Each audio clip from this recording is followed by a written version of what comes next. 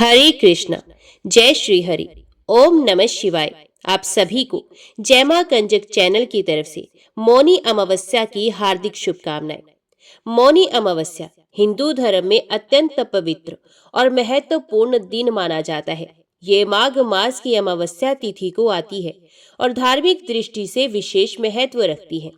इस दिन को मौन रहकर तप, ध्यान और स्नान का दिन माना जाता है। ऐसा माना जाता है कि मौनी अमावस्या के दिन गंगा, यमुना और सरस्वती के संगम पर स्नान करने से व्यक्ति के सभी पाप नष्ट हो जाते हैं और उसे मोक्ष की प्राप्ति होती है। इस दिन मौन रहने का विशेष महत्व है। मौन व्रत रखने से मानसिक शांति मिलती है और आत्म शुद्धि होती है। मौनी अमावस्या को दान, तप और पूजा अर्चना करने से कई गुना अधिक पुण्य फल मिलता है और इस दिन अन्न, वस्त्र और धन का दान करना अत्यंत शुभ माना जाता है। पौराणिक मान्यताओं के अनुसार इस दिन ब्रह्मांड की उत्पत्ति हुई थी और ब्रह्मा जी ने सृष्टि की रचना शुरू की थी। इस दिन गंगा और पवित्र नदियों में स्नान करना शुभ होता है। व्रत रखने वाले लोग पूरे दिन मौन रहते हैं और ध्यान में लीन रहते हैं। इस दिन पितरों के लिए तर्पण और श्राद्ध कर्म करने से उनकी आत्मा को शांति मिलती है। गरीबों और जरूरतमंदों को भोजन और वस्त्र दान करना बहुत शुभ माना जाता है। मौनी अमावस्या के दिन मौन रहकर और आत्म चिंतन करके व्यक्ति अपनी आत्मा को शुद्ध कर सकता है। ये दिन नकारात्मकता को दूर करने और आध्यात्मिक उन्नति के लिए अद्भुत अवसर प्रदान करता है। मौनी अमावस्या एक ऐसा दिन है जो न केवल धार्मिक बल्कि आत्मिक शांति और सद्भाव का संदेश देता है। इस दिन के पुण्य कार्य और आध्यात्मिक साधना जीवन में सुख और शांति लाते हैं। तो आज की वीडियो में आप सुनेंगे मौनी अमावस्या की पौराणिक व्रत कथा। एक गरीब ब्राह्मण परिवार था जिसमें पति पत्नी के अलावा एक पुत्री थी। पुत्री धीरे धीरे बड़ी होने लगी। उस लड़की में समय के साथ सभी स्त्रीचित गुणों का विकास हो रहा था। लड़की सुंदर, संस्कारवान एवं गुणवान भी थी, लेकिन गरीब होने के कारण उसका विवाह नहीं हो पा रहा था। एक दिन ब्राह्मण के घर एक साधु पधारे, जो कि कन्या के सेवा भाव से काफी प्रसन्न हुए। कन्या को लंबी आयु का आशीर्वाद देते हुए साधु महाराज ने कहा कि कन्या की हथेली में विवाह योग्य रेखा नहीं है। ब्राह्मण दंपत्ति ने साधु से उपाय पूछा कि कन्या ऐसा क्या करे कि उसके हाथ में विवाह योग बन जाए। साधु ने कुछ देर सोच विचार करने के बाद अपनी अंतर्दृष्टि से ध्यान करके बताया कि कुछ दूरी पर एक गांव में सोना नाम की धोबी जाति की एक महिला अपने बेटे और बहू के साथ रहती है, जो कि बहुत ही आचार विचार और संस्कार संपन्न तथा पति परायणा है। यदि यह कन्या उसकी सेवा करे और वे महिला इसके शादी में अपने मांग का सिंदूर लगा दे, उसके बाद इस कन्या का विवाह हो तो इस कन्या का वैधव्य योग मिट सकता है। साधु ने ये भी बताया कि वे महिला कहीं आती जाती नहीं है। ये बात सुनकर ब्राह्मण ने अपनी बेटी से धोबन की सेवा करने की बात कही। कन्या तड़के ही उठकर सोना धोबिन के घर जाकर सफाई और अन्य सारे काम करके घर वापस आ जाती। सोना धोबिन अपनी बहू से पूछती है कि तुम तो तड़के ही उठकर सारे काम कर लेती हो और पता भी नहीं चलता। तो बहू ने कहा कि माँ जी, मैंने तो सोचा कि आप ही सुबह उठकर सारे काम खुद ही खत्म कर लेती हैं। मैं तो देर से उठती हूँ। इस पर दोनों सास बहू निगरानी करने लगी कि कौन है जो तड़के ही घर का सारा काम काज करके चला जाता है। कई दिनों के बाद धोबिन ने देखा कि एक कन्या मुंह अंधेरे घर में आती है और सारे काम करने के बाद चली जाती है। जब वे जाने लगी तो सोना धोबन उसके पैरों पर गिर पड़ी और पूछने लगी कि आप कौन हैं और इस तरह छुपकर मेरे घर की चाकरी क्यों करती हैं। तब कन्या ने साधु द्वारा कही गई सारी बातें बताई। सोना धोबिन पति परायणा थी, उसमें तेज था। वे तैयार हो गई। सोना धोबिन के पति थोड़ा अस्वस्थ थे। उसने अपनी बहू से अपने लौट आने तक घर पर ही रहने को कहा। सोना धोबिन ने जैसे ही अपने मांग का सिंदूर कन्या की मांग में लगाया, उसके पति चल बसे। उसे इस बात का पता चल गया। वे घर से निराचल ही चली थी। ये सोचकर कि रास्ते में कहीं पीपल का पेड़ मिलेगा तो उसे भंवरी देकर और उसकी परिक्रमा करके ही जल ग्रहण करेगी। उस दिन सोमवती अमावस्या थी। ब्राह्मण के घर मिले पुए पकवान की जगह उसने ईंट के टुकड़ों से 108 बार भंवरी देकर 108 बार पीपल की पेड़ की परिक्रमा की और उसके बाद जल ग्रहण किया। ऐसा करते ही उसके पति के मुर्दा शरीर में कंपन होने लगा। पीपल के पेड़ में सभी देवों का वास होता है। अतः सोमवती अमावस्या के दिन से शुरू करके जो व्यक्ति हर अमावस्या के दिन भंवरी परिक्रमा करने देता है उसके सुख और सौभाग्य में वृद्धि होती है। जो हर अमावस्या को ना कर सके वे सोमवार को पड़ने वाली अमावस्या के दिन 108 वस्तुओं की भंवरी देकर सोना धोबिन और गौरी गणेश की पूजा करता है, उसे अखंड सौभाग्य की प्राप्ति होती है। ऐसी परंपरा है कि पहली सोमवती अमावस्या के दिन धान, पान, हल्दी, सिंदूर और सुपारी की भंवरी दी जाती है। उसके बाद की सोमवती अमावस्या को अपने सामर्थ्य के हिसाब से फल, मिठाई, सुहाग सामग्री, खाने की सामग्री इत्यादि की भंवरी दी जाती है। भंवरी पर चढ़ाया गया सामान किसी सुपात्र ब्राह्मण, ननद या भांजे को दिया जा सकता है। अपने गोत्र या अपने से निम्न गोत्र में वे दान नहीं देना चाहिए। कहा जाता है कि महाभारत में भीष्म ने युधिष्ठिर को इस दिन का महत्व समझाते हुए कहा था कि इस दिन पवित्र नदियों में स्नान करने वाला मनुष्य समृद्ध, स्वस्थ और सभी दुखों से मुक्त होगा। ऐसा भी माना जाता है कि स्नान करने से पितरों की आत्माओं को शांति मिलती है। मरीचि के वंशज देवताओं के पितृगण जहाँ निवास करते हैं वे लोग सोमपत के नाम से विख्यात है। देवता लोग उन पितरों का ध्यान किया करते हैं। वे यज्ञ परायण पितृगण अग्निश्वात नाम से प्रसिद्ध हैं। जहाँ वे रहते हैं वहीं अशोदा नाम की एक नदी प्रवाहित होती है जो उन्हीं पितरों की मानसी कन्या है। प्राचीन काल में पितरों ने वहीं एक अशोद नामक सरोवर का भी निर्माण किया था। पूर्व काल में अशोदा ने 1 सहस्त्र दिव्य वर्षों तक घोर तपस्या की। उसकी तपस्या से संतुष्ट होकर पितृगण उसे वर प्रदान करने के लिए उसके समीप पधारे। वे सब के सब पितृ दिव्य रूपधारी थे। उनके शरीर पर दिव्य सुगंध का अनुलेप लगा हुआ था तथा गले में दिव्य पुष्प माला लटक रही थी। वे सभी नव युवक, बल संपन्न एवं कामदेव के सदृश सौंदर्यशाली थे। उन पितरों में अमावसु नामक पितृ को देखकर वर की अभिलाषा रखने वाली सुंदरी अशोदा व्यग्र हो उठी और उनके साथ रहने की याचना करने लगी। इस मानसिक कदाचार के कारण सुंदरी अशोदा योग से भ्रष्ट हो गई और उसके परिणाम स्वरूप वे स्वर्गलोक से भूतल पर गिर पड़ी। उसने पहले कभी पृथ्वी का स्पर्श नहीं किया था। जिस तिथि को अमावसु ने अशोदा के साथ निवास करने की अनिच्छा प्रकट की, वे तिथि उनके धैर्य के प्रभाव से लोगों द्वारा अमावस्या नाम से प्रसिद्ध हुई। इसी कारण ये तिथि पितरों को परम प्रिय है। इस तिथि में किया हुआ श्राद्ध आदि कार्य अक्षय फलदायक होता है। इस प्रकार तपस्या के नष्ट हो जाने से अशोदा लज्जित हो गई। वे अत्यंत दीन होकर नीचे मुख किए हुए देवपुर में उन्हें अपनी प्रसिद्धि के लिए पितरों से प्रार्थना करने लगी। तब रोती हुई उस तपस्विनी को पितरों ने सांत्वना दी।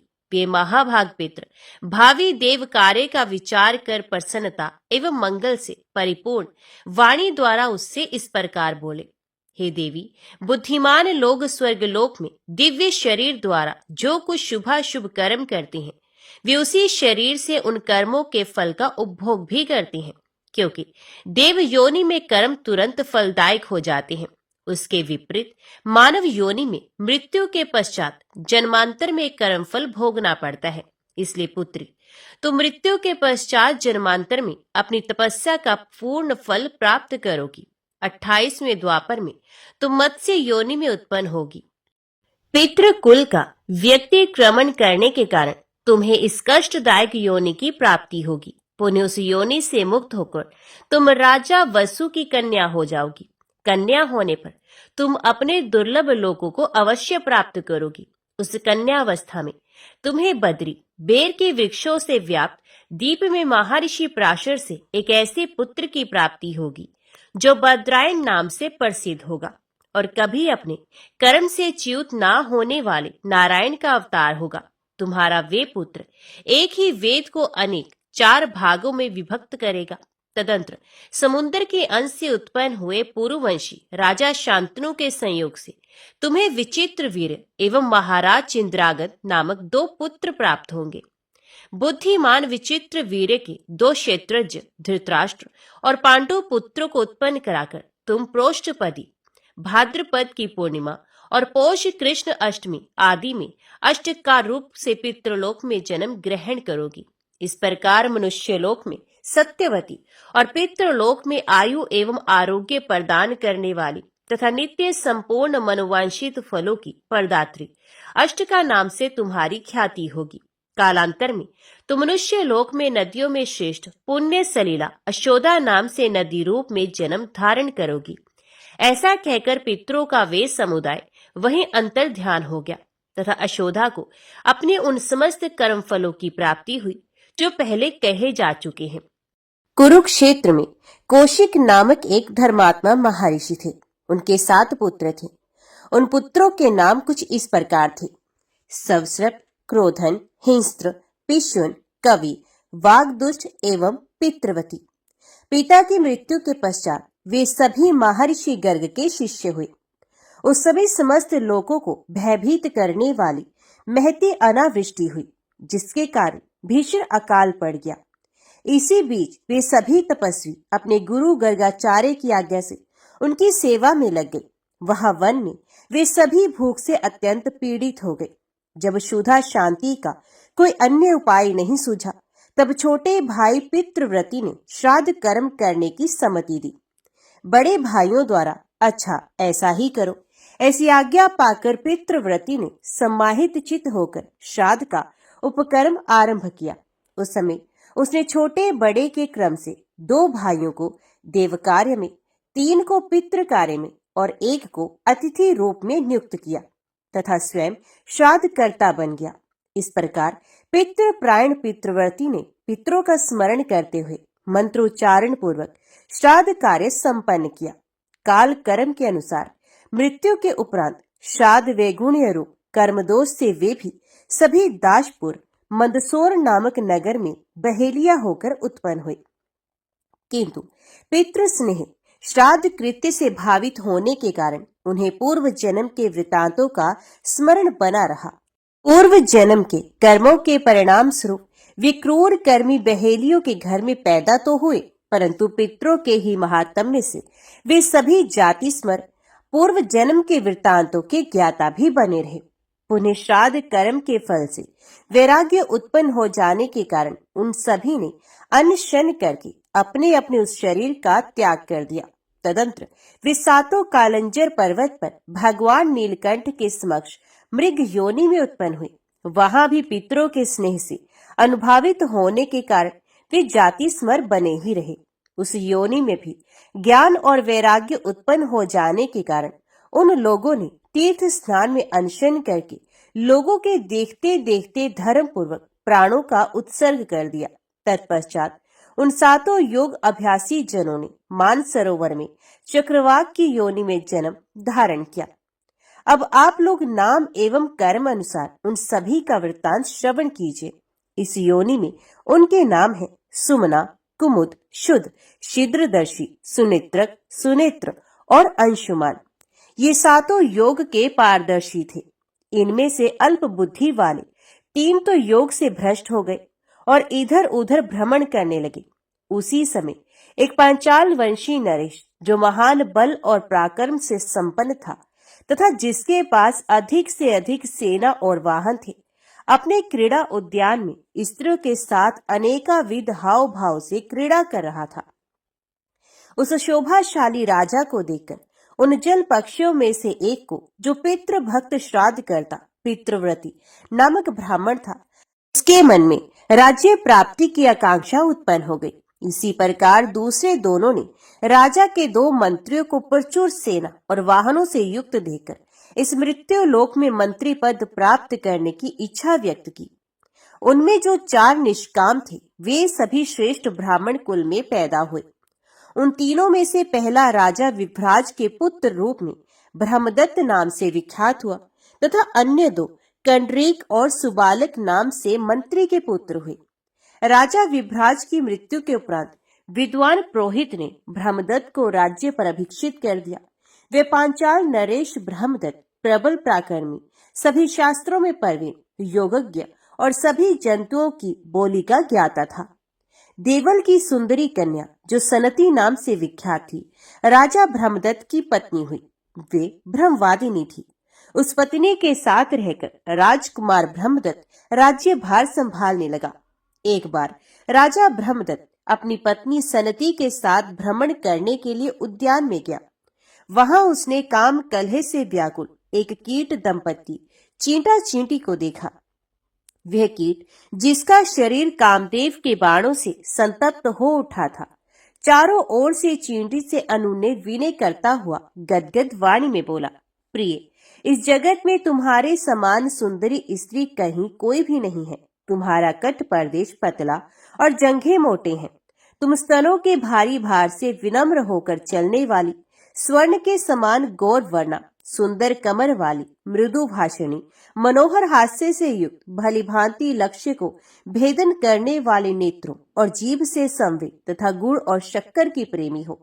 तुम मेरे भोजन कर लेने के पश्चात भोजन करती हो तथा मेरे स्नान कर लेने पर स्नान करती हो। इसी प्रकार मेरे परदेश चले जाने पर तुम दीन हो जाती हो और क्रुद्ध होने पर भयभीत हो उठती हो। कल्याणी, बताओ तो सही, तुम किस कारण क्रोध से मुंह फुलाए बैठी हो?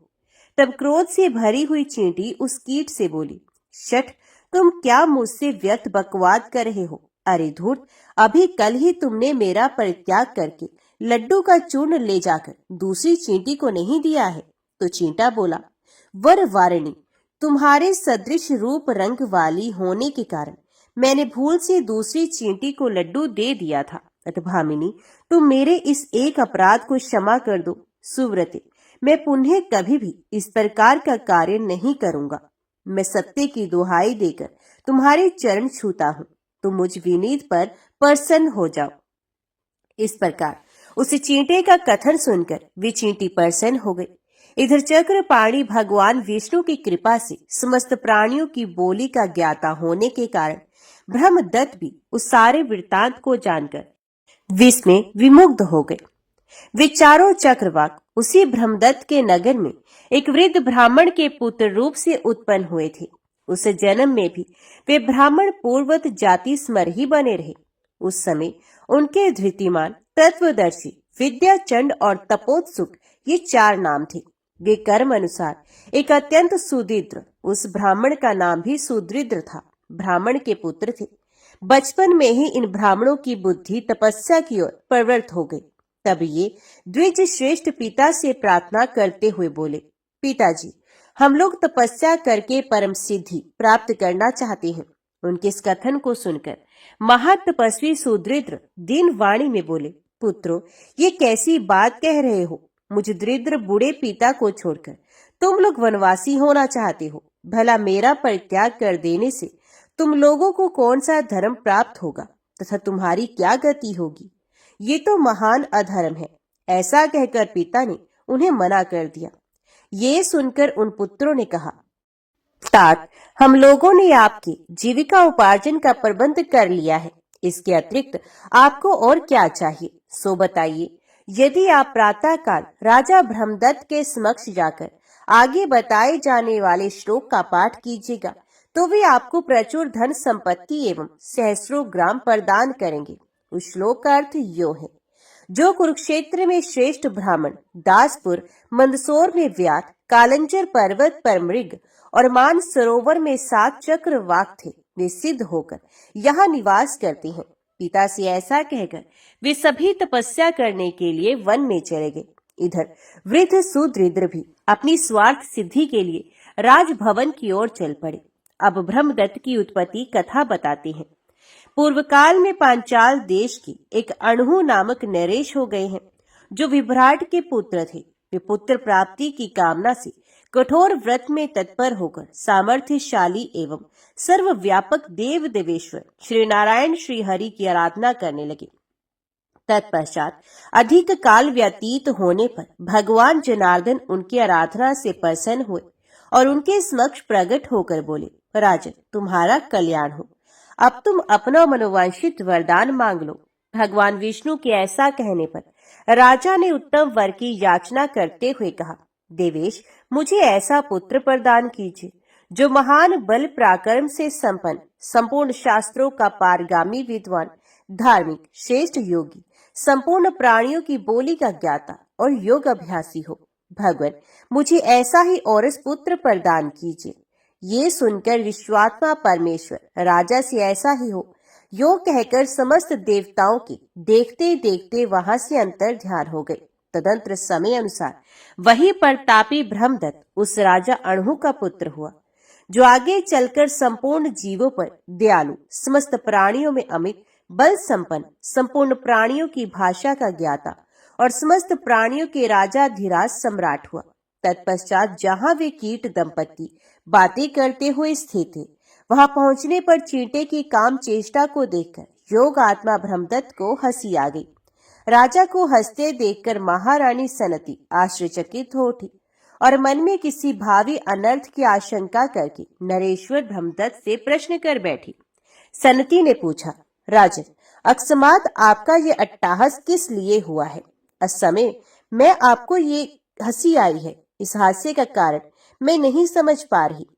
तब राजकुमार ब्रह्मदत्त ने महारानी सनती से चींटे चींटे के उस सारे वार्तालाप को सुनाते हुए कहा, वरानने, इनके प्रेमालाप पूर्ण वचनों को सुनने से मुझे ऐसी हंसी आ गई।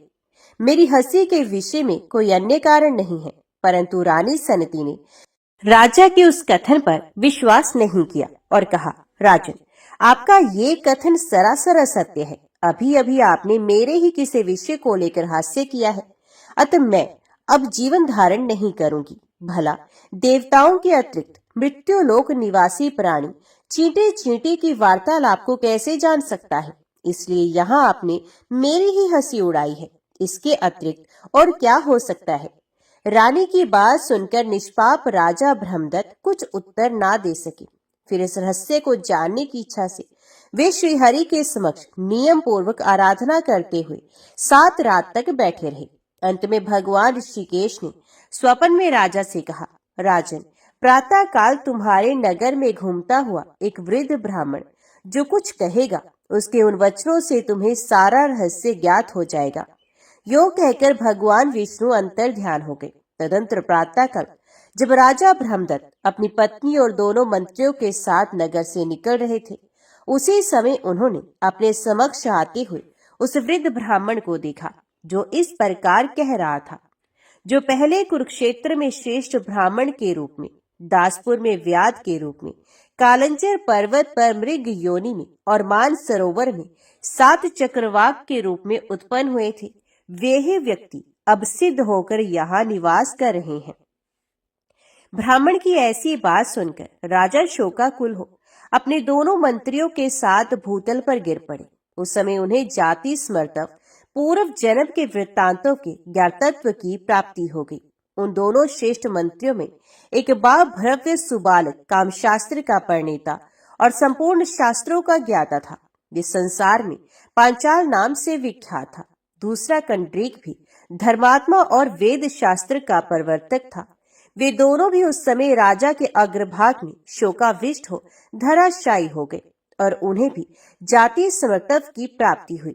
उस समय वे विलाप करते हुए कहने लगे, हाय, हम लोग लोलुप हो कर्म बंधन में फंसकर योग से पूर्णतः भ्रष्ट हो गए। इस तरह अनेकाविध विलाप करके वे तीनों योग के पारदर्शी विद्वान विस्मयाविष्ट हो बारंबार श्राद्ध के महात्म्य का अभिनंदन करने लगे। तत्पश्चात राजा ने उस ब्राह्मण को अनेक गांवों सहित प्रचुर धन संपत्ति प्रदान की। इस प्रकार धन की प्राप्ति से हर्षित हुए उस वृद्ध ब्राह्मण को विदा कर राजा ब्रह्मदत्त ने राज लक्षणों से युक्त अपने विश्वक्सेन नामक और उस पुत्र को राज्य पर अभिषिक्त कर दिया और स्वयं जंगल की राह ली। तदंतर ब्रह्मदत्त आदि वे सभी श्रेष्ठ योगी मत्स्य रहित एवं पितृभक्त होकर उस मान सरोवर में परस्पर आ मिले। सनती का अमर्ष गल गया और वे राजा से कहने लगी, राजा, आप जो ये अभिलाषा कर रहे हैं ये सब राज्य त्याग का ही परिणाम है और निश्चय ही मेरे द्वारा घटित हुआ है। राजा ने तथेति ऐसा ही है कहकर उसकी बात को स्वीकार किया और पुण्य उसका अभिनंदन करते हुए कहा, ये तुम्हारी ही कृपा है जो मुझे ये सारा फल प्राप्त हो रहा है। तदंतर वे सभी वनवासी योग का आश्रय लेकर अपने तपोबल के प्रभाव से ब्रह्मरंध्र द्वारा प्राण त्याग करके परम पद को प्राप्त हो गए। इस प्रकार प्रसन्न हुए पितामह पितृलोक मनुष्यों को आयु, धन, विद्या, स्वर्ग, मोक्ष, सुख, पुत्र और राज्य प्रदान करती हैं। जो मनुष्य ब्रह्मदत्त के इस पितृ महात्म्य को ब्राह्मणों को सुनाता है या स्वयं श्रवण करता है अथवा पढ़ता है, वह 100 करोड़ कल्पों तक ब्रह्मलोक में प्रशंसित होता है। एक समय महामुनि मार्कंडेय जी राजा रोहिताश के यहाँ पधारे और यथा योग्य सत्कार ग्रहण करने के बाद उन्हें कथा सुनाने लगी। कथा के अंत में राजा रोहिताश्व ने कहा, भगवान, मैं श्राद्ध कल्प का यथार्थ रूप से श्रवण करना चाहता हूँ। मार्कंडेय जी बोले, राजन, यही बात आनर्त नरेश ने भद्रयज्ञ से पूछी थी, वही प्रसंग सुनाता हूँ। आनर्त ने पूछा, ब्राह्मण, श्राद्ध के लिए कौन सा समय विहित है? श्राद्ध उपयोगी द्रव्य कौन से हैं? श्राद्ध के लिए कौन कौन सी वस्तुएं पवित्र मानी गई हैं? कैसे ब्राह्मण श्राद्ध कर्म में सम्मिलित करने योग्य हैं और कैसे ब्राह्मण त्याज्य माने गए हैं? भद्रयज्ञ ने कहा, राजन, विद्वान पुरुष को अमावस्या के दिन अवश्य श्राद्ध करना चाहिए। क्षुधा से शीर्ण हुए पितृ श्राद्ध अन्न की आशा से अमावस्या तिथि के आने की प्रतीक्षा करते रहते हैं। जो अमावस्या तिथि को जल या शाक से भी श्राद्ध करता है उसके पितृ तृप्त होते हैं और उसके समस्त पातकों का नाश हो जाता है। आनर्त ने पूछा, ब्राह्मण, विशेषत अमावस्या को श्राद्ध करने का विधान क्यों है? मरे हुए जीव तो अपने कर्म अनुसार शुभाशुभ गति को प्राप्त होते हैं, फिर श्राद्ध काल में वे अपने पुत्र के घर कैसे पहुंच पाते हैं? भद्रयज्ञ ने कहा, महाराज, जो लोग यहाँ मरते हैं उनमें से कितने ही इस लोक में जन्म ग्रहण करते हैं और कितने ही पुण्य आत्मा स्वर्गलोक में स्थित होते हैं और कितने ही पाप आत्मा जीव यमलोक के निवासी हो जाते हैं। कुछ जीव भोग अनुकूल शरीर धारण करके अपने किए हुए शुभ या अशुभ कर्म का उपभोग करती हैं। राजन, यमलोक या स्वर्गलोक में रहने वाले पितरों को भी तब तक भूख प्यास अधिक होती है जब तक कि वे माता या पिता से 3 पीढ़ी के अंतर्गत रहते हैं। जब तक वे श्राद्ध कर्ता पुरुष के मातामह, परमातामह या वृद्ध परमातामह एवं पिता, पितामह या परपितामह पद पर रहते हैं, तब तक श्राद्ध भाग ग्रहण करने के लिए उनमें भूख प्यास की अधिकता होती है। पितृलोक या देवलोक के पितृ तो श्राद्ध काल में सूक्ष्म शरीर से आकर श्राद्धीय ब्राह्मणों के शरीर में स्थित होकर श्राद्ध भाग ग्रहण करते हैं, परंतु जो पितृ कहीं शुभाशुभ भोग में स्थित हैं या जन्म ले चुके हैं, उनका भाग दिव्य पितृ आकर ग्रहण करते हैं और जीव जहां जिस शरीर में होता है वहां तद अनुकूल भोग की प्राप्ति कराकर उसे तृप्ति पहुंचाती हैं। ये दिव्य पितृ नित्य एवं सर्वज्ञ होती हैं। पितरों के उद्देश्य से सदा ही अन्न और जल का दान करते रहना चाहिए। जो नीच मानव पितरों के लिए अन्न और जल ना देकर आप ही भोजन करता या जल पीता है, वे पितरों का द्रोही है। उसके पितृ स्वर्ग में अन्न और जल नहीं पाती हैं, इसलिए शक्ति के अनुसार अन्न और जल उनके लिए अवश्य देने चाहिए। श्राद्ध द्वारा तृप्त किए हुए पितृ मनुष्य को मनोवांछित भोग प्रदान करते हैं। अनर्थ नरेश ने पूछा, ब्राह्मण, श्राद्ध के लिए और भी तो नाना प्रकार के पवित्रम काल है, फिर अमावस्या को ही विशेष रूप से श्राद्ध करने की बात क्यों कही गई है? भद्रयज्ञ ने कहा, महाराज, ये सत्य है कि श्राद्ध के योग्य और भी बहुत से समय हैं। मनवादी तिथि, युगादि तिथि, संक्रांति काल, व्यतिपात, गज छाया, चंद्र ग्रहण और सूर्य ग्रहण, इन सभी समयों में पितरों की तृप्ति के लिए श्राद्ध करना चाहिए। पुण्य तीर्थ, पुण्य मंदिर, श्राद्ध योग्य ब्राह्मण तथा श्राद्ध के योग्य उत्तम पदार्थ प्राप्त होने पर बुद्धिमान पुरुषों को बिना पर्व के भी श्राद्ध करना चाहिए। अमावस्या को जो विशेष रूप से श्राद्ध करने का आदेश दिया गया है, इसका कारण बताता हूँ। एकाग्रचित होकर सुनो। सूर्य की सहस्रों किरणों में जो सबसे प्रमुख है, उसी का नाम अमा है। उस अमा नामक प्रधान किरण के ही तेज से सूर्य देव तीनों लोगों को प्रकाशित करते हैं। उसी अमा में तिथि विशेष को चंद्रदेव निवास करते हैं, इसलिए उसका नाम अमावस्या है। यही कारण है कि अमावस्या प्रत्येक धर्म कार्य के लिए अक्षय फल देने वाली बताई गई है। श्राद्ध कर्म में तो इसका विशेष महत्व है ही। अग्निश्वात, बहिर्षित, आजप्य, सोमप, रश्मिप, उपहोत, अयुंतुक, श्राद्धभुक तथा अन्नादिमुख, ये 9 दिव्य पितृ बताए गए हैं।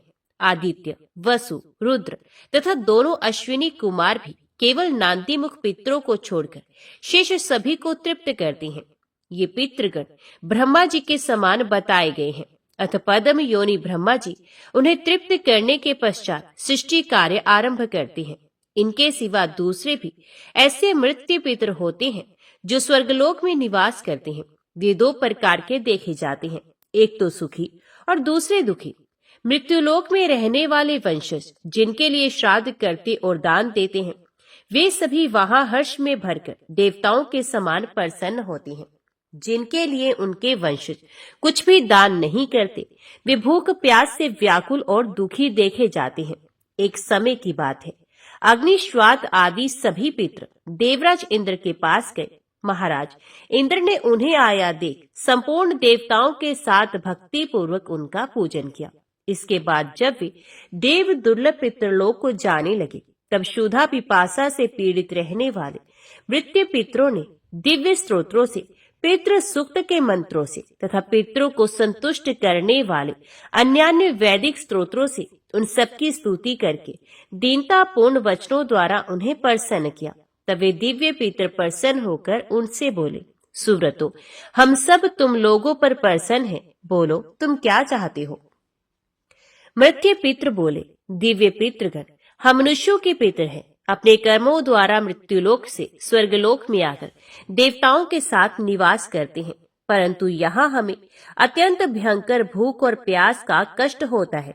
जान पड़ता है हम आग में जल रहे हैं। यहाँ के नंदन आदि वनों में बड़े सुंदर सुंदर वृक्ष हैं, सब में फल लगे हैं, परंतु उन फलों को जब हम हाथ में लेते हैं और यत्न पूर्वक जोर जोर से खींचते हैं, तो भी वे डाली से टूटकर अलग नहीं होते। प्यास से पीड़ित होकर यदि हम देव नदी गंगा का जल हाथ में उठाते हैं और पीते हैं, तब हमारे हाथ में उस जल का स्पर्श ही नहीं होता।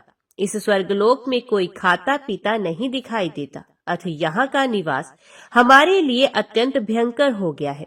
यहाँ जो देवता और ग्रह आदि हैं, ये सब विमान में बैठे हुए परसंचित दिखाई देते हैं। इन्हें भूख प्यास का कष्ट नहीं है। ये अनेक प्रकार के भोगों से संपन्न है। क्या हम सब लोग भी कभी ऐसे हो सकेंगे? भूख प्यास के कष्ट से रहित हो परम संतोष पा सकेंगे? दिव्य पितरों ने कहा, इंद्र आदि केवल दूसरे दूसरे कार्य में व्यग्र होकर जब हमारे लिए श्राद्ध नहीं करते, दान नहीं देते, तब हम लोगों की भी ऐसी ही कष्टपूर्ण दशा हो जाती है। उस समय हम वहां से आकर देवताओं से कहते हैं, प्रार्थना करते हैं। उसके बाद जब वे लोग श्राद्ध तर्पण द्वारा हमें तृप्त करते हैं, तब हमें तृप्ति प्राप्त होती है। इसी प्रकार तुम लोगों के जो वंशज एकाग्रचित हो तुम्हारे लिए श्राद्ध का दान देते हैं, उससे तुम लोग भी क्यों नहीं तृप्त होगे? अब परमादि वंशज पितरों का तर्पण नहीं करते, तब उनके पितृ स्वर्ग में रहने पर भी भूख प्यास से व्याकुल हो जाते हैं। फिर जो यमलोक में पड़े हुए हैं, उनके कष्ट का तो कहना ही क्या। इतना कहकर दिव्य पितरों ने मृत्यु पितरों को साथ ले ब्रह्मा जी के समीप गमन किया और उनकी तथा अपनी शाश्वत तृप्ति के लिए उपाय पूछा। तब ब्रह्मा जी ने कहा, पितरों, यदि मनुष्य पिता, पितामह और परपितामह के उद्देश्य से तथा मातामह, परमातामह और वृद्ध परमातामह के उद्देश्य से श्राद्ध तर्पण करेंगे, तो उतने से ही उनके पिता और मातामह से लेकर मुझ तक सभी पितृ तृप्त हो जाएंगे। जिस अन्न से मनुष्य अपने पितरों की तुष्टि के लिए श्रेष्ठ ब्राह्मणों को तृप्त करेगा और उसी से भक्ति पूर्वक पितरों के निमित्त पिंडदान भी देगा, उससे तुम्हें सनातन तृप्ति प्राप्त होगी। अमावस्या के दिन वंशजों द्वारा श्राद्ध और पिंड पाकर पितरों को 1 मास तक तृप्ति बनी रहेगी। सूर्यदेव के कन्या राशि पर स्थित रहते समय अश्विन कृष्ण पक्ष, पितृपक्ष या महालय में जो मनुष्य मृत्यु तिथि पर पितरों के लिए श्राद्ध करेंगे, उनके श्राद्ध से पितरों को 1 वर्ष तक तृप्ति बनी रहेगी। उस समय शाक के द्वारा भी जो तुम्हारा श्राद्ध नहीं करेगा वे धनहीन चांडाल होगा। जो मनुष्य उसके साथ बैठना, सोना, खाना, पीना, छूना, छुलाना अथवा वार्तालाप आदि व्यवहार करेंगे, वे भी महापापी माने जाएंगे। उनके संतान की वृद्धि नहीं होगी, किसी प्रकार भी उन्हें सुख और धन धान्य की प्राप्ति नहीं होगी। यदि मनुष्य गया शीर्ष में जाकर 1 बार भी श्राद्ध कर देंगे तो उसके प्रभाव से तुम सभी पितृ सदा के लिए तृप्त हो जाओगे। भद्रयज्ञ कहते हैं, राजन, ऐसा जानकर विज्ञ पुरुष को चाहिए कि पितरों को तृप्त करने की इच्छा रखकर वे उक्त समयों में श्राद्ध अवश्य करे। इहलोक और परलोक में उसकी उन्नति चाहने वाले पुरुष को विशेषित गया शीर्ष में जाकर श्राद्ध करना चाहिए। जो मनुष्य अमावस्या के दिन श्राद्ध नहीं करता, उसके पितृ भूख प्यास से पीड़ित हो बहुत दुखी होते हैं। मन ही मन तृप्ति की अभिलाषा रखकर वे प्रेत पक्ष की प्रतीक्षा करते रहते हैं। ठीक उसी तरह जैसे किसान लोग रात दिन वर्षा की राह देखते हैं। पितृ पक्ष बीत जाने पर भी जब उन्हें श्राद्ध का अन्न नहीं मिलता, तब वे जब तक कन्या राशि पर सूर्य रहते हैं तब तक अपनी संतानों द्वारा किए हुए श्राद्ध की प्रतीक्षा करते रहते हैं। उसके भी बीत जाने पर कुछ पितृ तुला राशि के सूर्य तक पूरे कार्तिक मास में अपने वंशजों द्वारा किए जाने वाले श्राद्ध की राह देखती हैं। जब सूर्य देव वृश्चिक राशि पर चले जाते हैं, तब वे पितृ दीन एवं निराश होकर अपने स्थान पर लौट जाते हैं। राजन, इस प्रकार पूरे 2 मास तक भूख प्यास से व्याकुल पितृ वायु रूप में आकर घर के दरवाजों पर खड़े रहते हैं। जब तक कन्या और तुला पर सूर्य रहते हैं तब तक तथा अमावस्या के दिन सदा पितरों के लिए श्राद्ध करना चाहिए। विशेष तिल और जल की अंजलि देनी चाहिए। कन्या और तुला में श्राद्ध ना हो तो अमावस्या को अवश्य करें। वे भी ना हो तो 1 बार गया जी में आकर श्राद्ध कर दें, जिससे नित्य श्राद्ध का फल प्राप्त होता है। श्री पार्वती जी ने भगवान महादेव से कहा, भगवान, आप सत तत्वों के ज्ञाता हैं।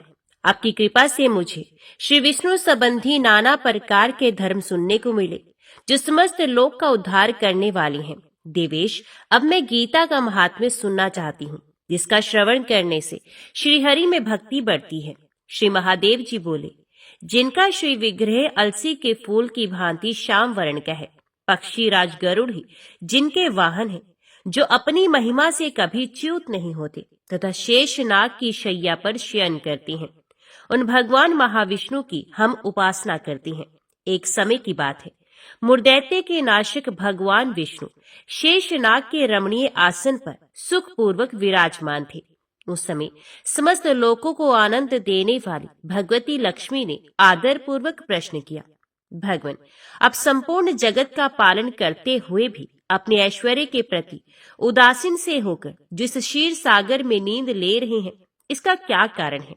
श्री भगवान बोले, सुमुखी, मैं नींद नहीं लेता हूँ, अपितु तत्व का अनुसरण करने वाली अंतर्दृष्टि के द्वारा अपने ही माहेश्वर तेज का साक्षात्कार कर रहा हूँ। देवी, ये वही तेज है जिसका योगी पुरुष कुशाग्र बुद्धि के द्वारा अपने अंतकरण में दर्शन करते हैं तथा जिसे मीमांसक विद्वान वेदों का सार तत्व निश्चित करते हैं। वे माहेश्वर तेज एक अजर प्रकाश स्वरूप आत्म रूप रोग शोक से रहित अखंड आनंद का पुंज निर्ही तथा द्वैत रहित है। इस जगत का जीवन उसी के अधीन है, मैं उसी का अनुभव करता हूँ। देवी, यही कारण है कि मैं तुम्हें नींद लेता हुआ सा प्रतीत हो रहा हूँ। माता लक्ष्मी ने कहा, ऋषिकेश, आप ही योगी पुरुषों के ध्येय हैं। आपके अतिरिक्त भी कोई ध्यान करने योग्य तत्व है, ये जानकर मुझे बड़ा कौतूहल हो रहा है। इस चराचर जगत की सृष्टि और संहार करने वाले स्वयं आप ही हैं। आप सर्व समर्थ हैं। इस प्रकार की स्थिति में होकर भी यदि आप उस परम तत्व से भिन्न हैं, तो मुझे उसका बोध कराइए। श्री भगवान बोले, प्रिय, आत्मा का स्वरूप द्वैत और अद्वैत से पृथक, भाव और अभाव से मुक्त तथा आदि और अंत से रहित है। शुद्ध ज्ञान के प्रकार से उपलब्ध होने वाला तथा परम आनंद स्वरूप होने के कारण एकमात्र सुंदर है। यही मेरा ईश्वरीय रूप है। आत्मा का एकत्व ही सबके द्वारा जानने योग्य है। गीता शास्त्र में इसी का प्रतिपादन हुआ है। अमित तेजस्वी भगवान श्री विष्णु के ये वचन सुनकर देवी लक्ष्मी ने शंका उपस्थित करते हुए कहा, भगवान, यदि आपका स्वरूप स्वयं परम आनंद में और मन वाणी की पहुंच के बाहर है, तो गीता कैसे उसका बोध कराती है? मेरे इस संदेह का आप निवारण कीजिए। श्री भगवान बोले, सुंदरी सुनो, मैं गीता में अपनी स्थिति का वर्णन करता हूँ। कर्मश 5 अध्यायों को तुम 5 मुख जानो, 10 अध्यायों को 10 भुजाएं समझो तथा 1 अध्याय को उदर और 2 अध्यायों को दोनों चरण कमल जानो। इस प्रकार ये 18 अध्यायों की वारंगमय ईश्वरीय मूर्ति समझनी चाहिए। ये ज्ञान मात्र से ही महान पातकों का नाश करने वाली है। जो उत्तम बुद्धि वाला पुरुष गीता के 1 या आधे अध्याय का अथवा 1 या आधे या चौथाई श्लोक का भी प्रतिदिन अभ्यास करता है, वे सुशर्मा के समान मुक्त हो जाता है। श्री लक्ष्मी जी ने पूछा, देव, ये सुशर्मा कौन था? किस जाति का था और किस कारण से उसकी मुक्ति हुई? श्री भगवान बोले, प्रिय, सुशर्मा बड़ी खोटी बुद्धि का मनुष्य था। पापियों का तो वे शिरोमणि ही था। उसका जन्म वैदिक ज्ञान से शून्य एवं क्रूरतापूर्ण कर्म करने वाले ब्राह्मणों के कुल में हुआ था। वे ना ध्यान करता था, ना ही जप, न होम करता, न अतिथियों का सत्कार। वे लंपट होने के कारण सदा विषयों के सेवन में ही आसक्त रहता था। हल जोतता और पत्ते बेचकर जीविका चलाता था। उसे मदिरा पीने का व्यसन था तथा वे मांस भी खाता था। इस प्रकार उसने अपने जीवन का दीर्घ काल व्यतीत कर दिया। एक दिन मूढ़ बुद्धि सुशर्मा पत्ते लाने के लिए किसी ऋषि की वाटिका में घूम रहा था। इसी बीच में काल रूपधारी काले सांप ने उसे डस लिया। सुशर्मा की मृत्यु हो गई। तदंतर वे अनेक नरकों में जा वहां की यातनाएं भोगकर मृत्यु लोक में लौट आया और यहाँ बोझ ढोने वाला बैल हुआ। उस समय किसी पंगु ने अपने जीवन को आराम से व्यतीत करने के लिए उसे खरीद लिया। बैल ने अपनी पीठ पर पंगु का भार ढोते हुए बड़े कष्ट से 7-8 वर्ष बिताए। एक दिन पंगु ने किसी ऊंचे स्थान पर बहुत देर तक बड़ी तेजी के साथ उस बैल को घुमाया। इससे वे थक कर बड़े वेग से पृथ्वी पर गिरा और मूर्छित हो गया। उस समय वहां कौतूहलवश आकृष्ट हो बहुत से लोग एकत्रित हो गए। उस जन समुदाय में से किसी पुण्यात्मा व्यक्ति ने उस बैल का कल्याण करने के लिए उसे अपना पुण्य दान किया। तत्पश्चात कुछ दूसरे लोगों ने भी अपने अपने पुण्यों को याद करके उन्हें उसके लिए दान कर दिया। उस भीड़ में एक वैश्या भी खड़ी थी। उसे अपने पुण्य का पता नहीं था, तो भी उसने लोगों की देखा देखी उस बैल के लिए कुछ त्याग कर दिया। तदंतर यमराज के दूत उस मरे हुए प्राणी को पहले यमपुरी में ले गए। वहां ये विचार कर कि ये वैश्या के दिए हुए पुण्य से पुण्यवान हो गया है, उसे छोड़ दिया गया। फिर वे भूलोक में आकर उत्तम कुल और शील वाले ब्राह्मणों के घर में उत्पन्न हुआ। उस समय भी उसे अपने पूर्व जन्म की बातों का स्मरण बना रहा। बहुत दिनों के बाद अपने अज्ञान को दूर करने वाले कल्याण तत्व का जिज्ञासु होकर वे उस वैश्य के पास गया और उसके दान की बात बताते हुए उसने पूछा, तुमने कौन सा पुण्य दान किया था? वैश्य ने उत्तर दिया, वे पिंजरे में बैठा हुआ तोता प्रतिदिन कुछ पढ़ता रहता है, उससे मेरा अंतकरण पवित्र हो गया। उसी का पुण्य मैंने तुम्हारे लिए दान किया था। इसके बाद उन दोनों ने तोते से पूछा। तब उस तोते ने अपने पूर्व जन्म का स्मरण करके प्राचीन इतिहास कहना आरंभ किया। शुक बोला, पूर्व जन्म में मैं विद्वान होकर भी विद्वता के अभिमान से मोहित रहता था। मेरा राग द्वेष इतना बढ़ गया था कि मैं गुणवान विद्वानों के प्रति भी ईर्ष्या भाव रखने लगा। फिर समय अनुसार मेरी मृत्यु हो गई और मैं उन्नेको घृणित लोकों में भटकता रहा। उसके बाद इस लोक में आया। सदगुरु की अत्यंत निंदा करने के कारण तोते के कुल में मेरा जन्म हुआ। पापी होने के कारण छोटी अवस्था में ही मेरे माता पिता से वियोग हो गया। एक दिन मैं ग्रीष्म ऋतु में तपे हुए मार्ग पर पड़ा था। वहां से कुछ श्रेष्ठ मुनि मुझे उठा लाए और महात्माओं के आश्रम के भीतर एक पिंजरे में उन्होंने मुझे डाल दिया। वहीं मुझे पढ़ाया गया। ऋषियों के बालक बड़े आदर के साथ गीता के प्रथम अध्याय की आवृत्ति करते थे। उन्हीं से सुनकर मैं भी बारंबार पाठ करने लगा। इसी बीच में एक चोरी करने वाले बहेलिये ने मुझे वहां से चुरा लिया। तत्पश्चात इस देवी ने मुझे खरीद लिया। यही मेरा वृत्तांत है, जिसे मैंने आप लोगों से बता दिया। पूर्व काल में मैंने इस प्रथम अध्याय का अभ्यास किया था, जिससे मैंने अपने पाप को दूर किया है। फिर उसी से इस वैश्य का भी अंतकरण शुद्ध हुआ है और उसी के पुण्य से ये द्विजश्रेष्ठ सुशर्मा भी पाप मुक्त हुए हैं। इस प्रकार परस्पर वार्तालाप और गीता के प्रथम अध्याय के महात्म्य की प्रशंसा करके वे तीनों निरंतर अपने अपने घर पर गीता का अभ्यास करने लगे। फिर ज्ञान प्राप्त करके वे मुक्त हो गए। इसलिए जो गीता के प्रथम अध्याय को पढ़ता, सुनता तथा अभ्यास करता है, उसे इस भवसागर को पार करने में कोई कठिनाई नहीं होती। लक्ष्मी, प्रथम अध्याय के महात्म्य का उत्तम उपाख्यान मैंने तुम्हें सुना दिया। अब अन्य अध्याय के महात्म्य श्रवण करो। दक्षिण दिशा में वेद वेता ब्राह्मणों के पुरंदरपुर नामक नगर में श्रीमान देव शर्मा नामक एक विद्वान ब्राह्मण रहते थे। वे अतिथियों के पूजक, स्वाध्यायशील, वेद शास्त्रों के विशेषज्ञ, यज्ञों का अनुष्ठान करने वाले और तपस्वियों के सदा ही प्रिय थे। उन्होंने उत्तम द्रव्यों के द्वारा अग्नि में हवन करके दीर्घ काल तक देवताओं को तृप्त किया, किंतु उन धर्मात्मा ब्राह्मण को कभी सदा रहने वाली शांति नहीं मिली।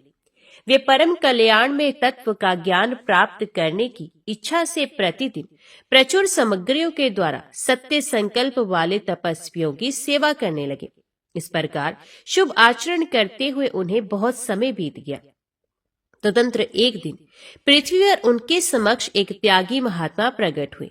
वे पूर्ण अनुभवी, आकांक्षा रहित, नासिका के अग्रभाग पर दृष्टि रखने वाले तथा शांत चित्त थे। निरंतर परमात्मा के चिंतन में संलग्न हो वे सदा आनंद विभोर रहते थे। देव शर्मा ने उन नित्य संतुष्ट तपस्वी को शुद्ध भाव से प्रणाम किया और पूछा, महात्मन, मुझे शांतिमय स्थिति कैसे प्राप्त होगी? तब उन आत्मज्ञानी संत ने देव शर्मा को सोपुर ग्राम के निवासी मित्रवान का, जो बकरियों का चरवाहा था, परिचय दिया और कहा, वही तुम्हें उपदेश देगा। ये सुनकर देव शर्मा ने महात्मा के चरणों की वंदना की और समृद्धिशाली सोपुर ग्राम में पहुंचकर उसके उत्तर भाग में एक विशाल वन देखा। उसी वन में नदी के किनारे एक शिला पर मित्रवान बैठा था। उसके नेत्र आनंद तिरेक से निश्चल हो रहे थे। वे अपलक दृष्टि से देख रहा था। वे स्थान आपस का स्वाभाविक वैर छोड़कर एकत्रित हुए परस्पर विरोधी जंतुओं से घिरा था। वहां उद्यान में मंद मंद वायु चल रही थी। मृगों के झुंड शांत भाव से बैठे थे और मित्रवान दया से भरी हुई आनंदमयी मनोहारिणी दृष्टि से पृथ्वी पर मानो अमृत छिड़क रहा था। इस रूप में उसे देखकर देव शर्मा का मन प्रसन्न हो गया। वे उत्सुक होकर बड़ी विनय के साथ मित्रवान के पास गए। मित्रवान ने भी अपने मस्तक को किंचित निवाकर देव शर्मा का सत्कार किया। तदंतर विद्वान देव शर्मा अनन्य चित्त से मित्रवान के समीप गए और जब उनके ध्यान का समय समाप्त हो गया, उस समय उन्होंने अपने मन की बात पूछी। महाभाग, मैं आत्मा का ज्ञान प्राप्त करना चाहता हूँ। मेरे इस मनोरथ की पूर्ति के लिए मुझे किसी ऐसे उपाय का उपदेश कीजिए जिसके द्वारा सिद्धि प्राप्त हो चुकी हो। देव शर्मा की बात सुनकर मित्रवान ने एक क्षण तक कुछ विचार किया। उसके बाद इस प्रकार कहा, विद्वान, एक समय की बात है, मैं वन के भीतर बकरियों की रक्षा कर रहा था। इतने में ही एक भयंकर व्याघ्र पर मेरी दृष्टि पड़ी, जो मानो सबको ग्रस लेना चाहता था। मैं मृत्यु से डरता था, इसलिए व्याघ्र को आते देख बकरियों के झुंड को आगे करके वहां से भाग चला। किंतु एक बकरी तुरंत ही सारा भय छोड़कर नदी के किनारे उस व्याघ्र के पास बेरोक टोक चली गई। फिर तो व्याघ्र भी द्वेष छोड़कर चुपचाप खड़ा हो गया। उसे इस अवस्था में देखकर बकरी बोली, व्याघ्र, तुम्हें तो अभिष्ट भोजन प्राप्त हुआ है। मेरे शरीर से मांस निकालकर प्रेम पूर्वक खाओ ना। तुम इतनी देर से खड़े क्यों हो?